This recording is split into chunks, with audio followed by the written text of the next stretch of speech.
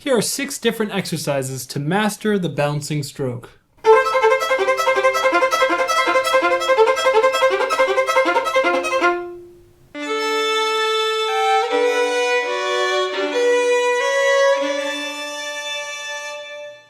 Hello to my fellow instrumentalists who have already subscribed to the channel, and hi to the rest of you who haven't yet. I'm Jack Gadway, and this is Gadway Violin. In today's video, I'm talking about 6 brand new exercises that will help you master your spiccato or bouncing stroke. This video is purely going to be dealing with brand new etudes that will specifically help you practice and develop your spiccato stroke. If you're curious about troubleshooting your spiccato stroke and more ways to understand why yours specifically is not working, please watch a previous video that I made where I go over a diagnosis process to learn what's wrong with your spiccato stroke. In this video, we're talking about what to do and a lot less about what not to do. So if you suspect there's something specific about your stroke that's not working, I encourage you to watch that other video. This video is going to be just about practice techniques that are going to help you master your stroke. With that, let's dive into the very first one. For all 6 of these exercises today, there is an accompanying PDF that you can download for free at my website. These are brand new etudes that I constructed not just for this video, but for you to take home and practice on your own. So please take advantage of that. If you don't want to download anything, don't worry. Every single one of these etudes will be showing at some point on the screen, so just stick around, watch close, and make sure you have your fiddle close because we're all going to practice and learn how to master our bouncing strokes. Exercise number 1 brings us through the first concept with developing a good bouncing stroke, which is to understand that a bouncing stroke requires us to stop trying to control it. The first thing that we want to do with a bouncing stroke in developing a spiccato is understanding how to get the bow to do what it naturally wants to do, which is to bounce. So what we're going to do is we're going to set up for this first etude. We're going to make sure that we start on the D string with a 4th finger, and we're going to place our bow right around the balance point. I've marked it here so that you can follow along. We're going to make sure that our bow hair is flat, in other words, that our stick is above the bow hair and not tilted over. We're also going to be careful to make sure that our string level and where our elbow is placed is very consistent with the D string. What we're going to do when we're set up is we're going to go into a very accented down bow. And we're going to accomplish that by having a downward force, and this will be a little bit easier if we go a little beyond that balance point, such that what's left over on this side of the string is heavier than what's left over on this side. That's what the balance point effectively represents, right? It represents where the middle of the weight is. So if the balance point is on one side of the string rather than the other, that side where the balance point is on is going to be the heavier side of the bow now. So if we play with the heavier part of the bow on the far side of the string and we draw the bow down, that heaviness is going to spring up naturally. And if we combine that with the motion of a down bow, it's going to allow that spring to bounce consistently. This is definitely still possible if we were to draw that bow with the balance point on the other side of the string, such that the heavier part of the bow, or the heavier half of the bow, is below. But it's a lot less likely to bounce. It's a lot less motivated to do so, in other words. So to get a sense of how the bow bounces naturally, I like to start from this position. Again, not at the total frog, because that's so heavy that it's hard to bounce as well, but just finding that balance point and being a little bit underneath it.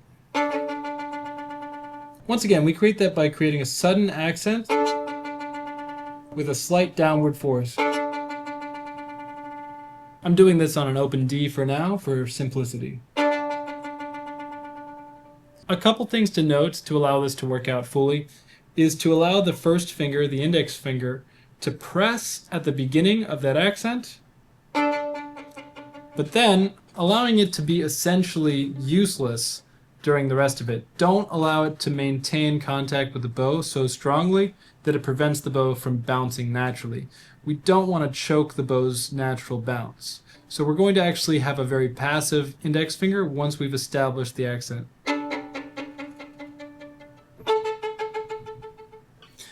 Now, as written in the etude, I've written them as 9 tuplets.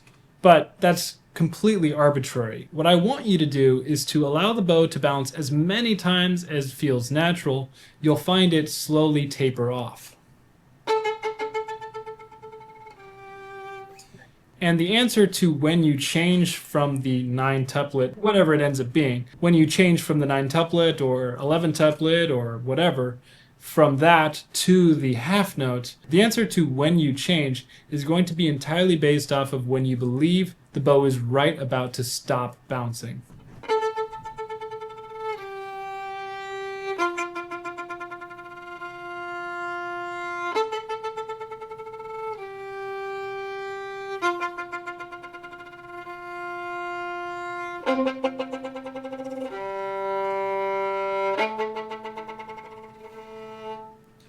I have these notes written out to be specific, but you definitely don't need to do them. You can use the basis of it and practice on any given notes that you'd like. You could do it on a scale.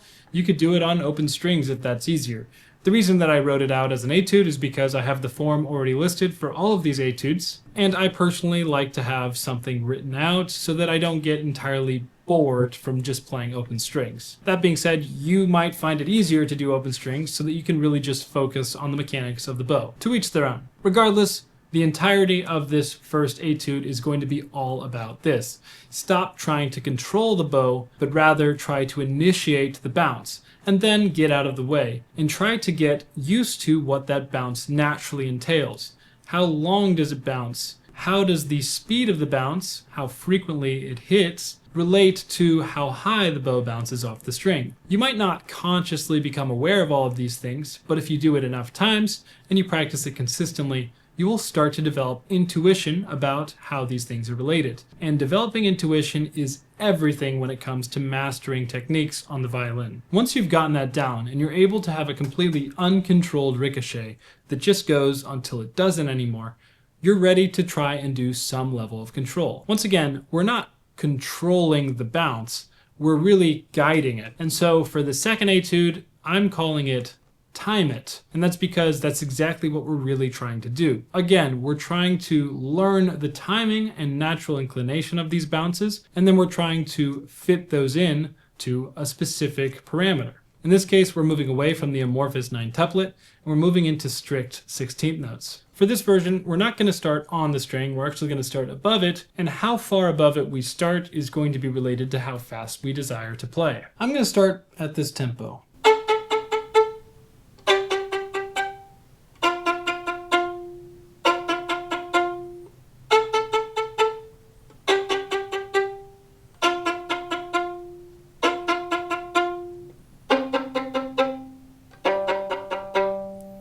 Once again, we're simply letting the bow bounce. We're just determining how high we start from, and then we're making sure to be ready to change direction for that second beat. Once we've played that up bow, we're completely lifting the bow off of the string.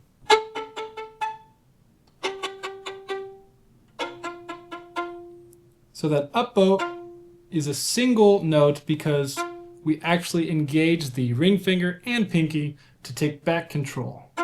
The 4/16 notes, on the other hand, we're not actively dribbling it every single time. We're simply starting from a height that's going to allow us to play at that tempo. I encourage you to find what your default bounce tempo is going to be. It might be a little bit faster or a little bit slower for you.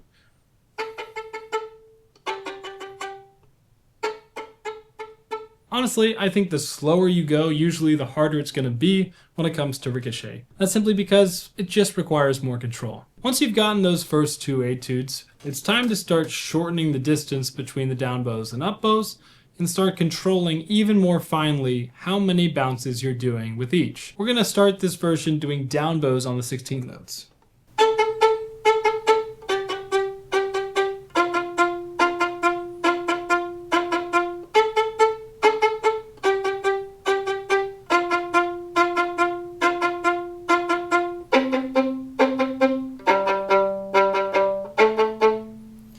Once we get comfortable playing through this entire etude, down, down, up, it's time to reverse the bowing.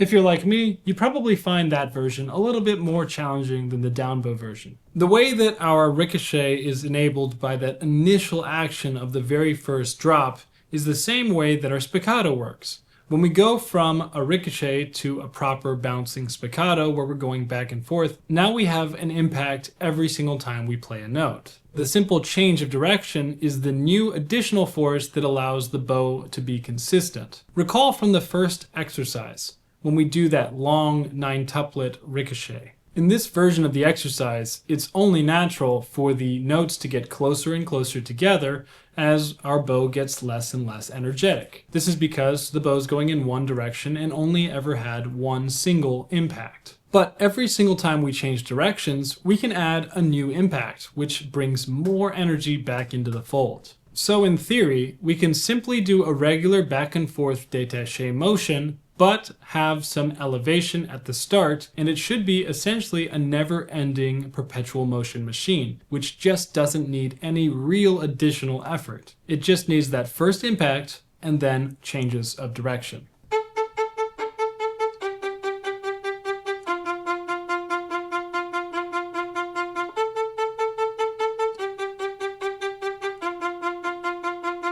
If it only requires one impact at the very beginning, the question becomes, how do we engage that first impact? If you've ever played in school orchestra or community orchestra, you've probably heard a conductor or music director scream at you and say, "Start on the string." And that used to really annoy me when I was a student, because I would think, isn't it easier to play an off-the-string stroke if I'm coming from the air? It just makes sense for that very first impact, as we've been talking about, to come from the air. However, we can create an impact from the string, as we saw in the very first exercise. That inciting impact is actually starting from the string. So we can create an impact by accenting downwards from the string, which gives enough energy to create lift, or we can do it without an accent by, instead of having the inciting impact happen from a downward force, have it happen from an upwards force. We could start on the string, and then that very first movement, that very first note, is not a downwards accent putting energy into the string, but starts in the string and the energy comes out, allowing us to gain height for the rest of the stroke.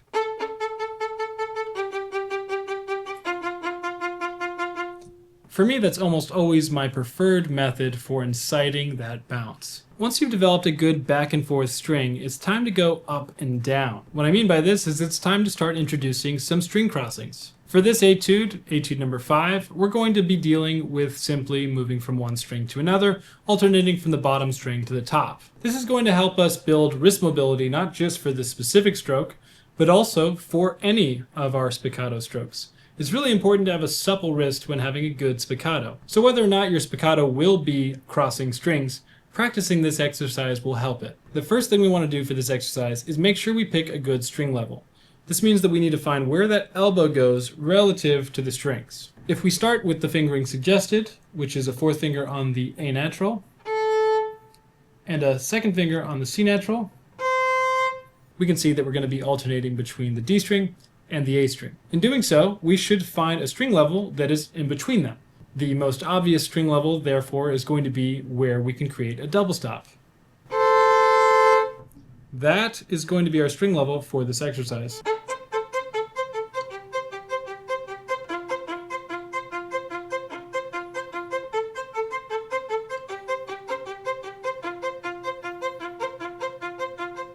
So it doesn't really matter what notes we're playing on either string, we still need to maintain that string level until we move to a new pairing of strings, which does happen later on in the etude. Another exercise you can do within this same exact etude is to try the optional bowing. This is where we slur every 8 notes.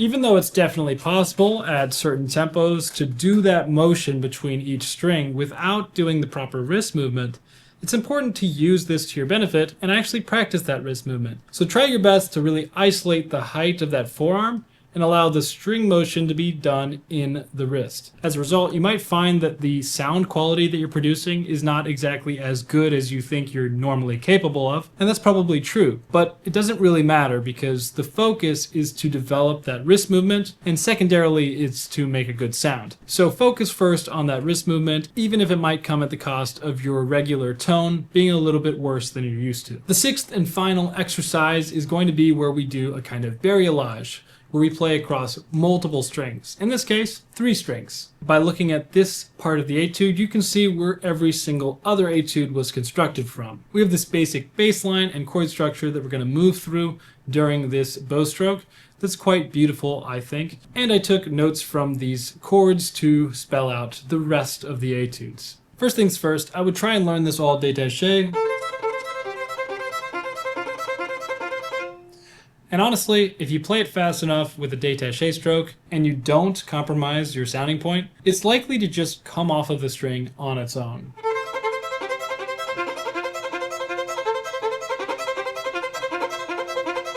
If you want to learn the fingerings really comfortably, one of the things you can do to practice and isolate them is to practice triple stops. They're all just triple stops spelled out over the course of multiple notes. Now for speed, if you want to play this up to a really fast tempo, you're going to need to learn those triple stop maneuvers at a fast tempo as well, which means you can't just practice them with large spaces in between them. That gives your fingers too much time to move, which is not realistic for what actually needs to occur during this fast passage. So something I like to do is to just do 2 of each chord, the second of which is going to lead into the next one.